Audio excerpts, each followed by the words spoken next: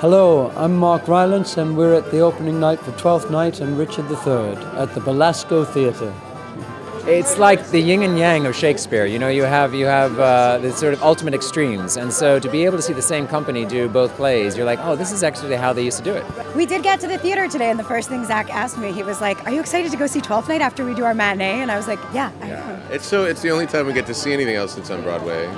Well, I've been in Twelfth Night a couple of times myself, so I know the play really, really well. But I've heard that Richard III is surprisingly very funny. Twelfth Night is a tale of twins who get separated in a Christmas romp shipwreck. That there's this, yeah. And they both end up in the same town, having people fall in love with them, which causes chaos and mayhem because they keep on seeing the other twin, who's the one that they don't think they're supposed to be seeing. And then Richard is a fantastic pantomimic romp into the dark workings of a nutty king, basically. Well, I play Richard, the Duke of Gloucester, who becomes King Richard III, and I play the Countess Olivia Belch, I guess.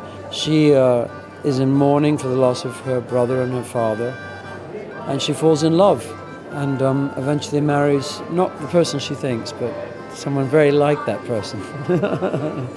I play Mariah in Twelfth Night, so I'm a lady in Twelfth Night, and I'm the one with the big boobs. And in Richard III, I'm playing two different characters. Hastings is the right-hand man to Richard III, who gets the chop at the end of the first half, and then I reappear as a totally different character called Tyrrell, who's this very sinister assassin almost, who organises the killing of the princes in the tower. It's been a bit different for me because I played Sebastian in Twelfth Night in the West End, and I'm playing Viola here. So it's been really nice for me to be able to get a different role and play it here. I'll be perfectly honest, I thought the American audiences would be a little bit more deferential, but quite the opposite. They've been tremendously rambunctious and enthusiastic, and they've laughed their heads off at what is a fantastically designed farce as a play, Twelfth Night. And in the case of Richard III, they have found Richard's evil hilarious and at the same time disturbing in Mark's incredibly ambiguous and remarkable performance as Richard III.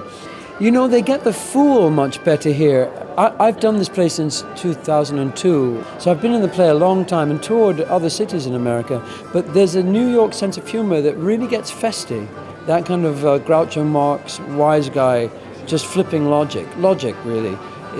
The New York audience gets it more than anywhere I've ever heard it.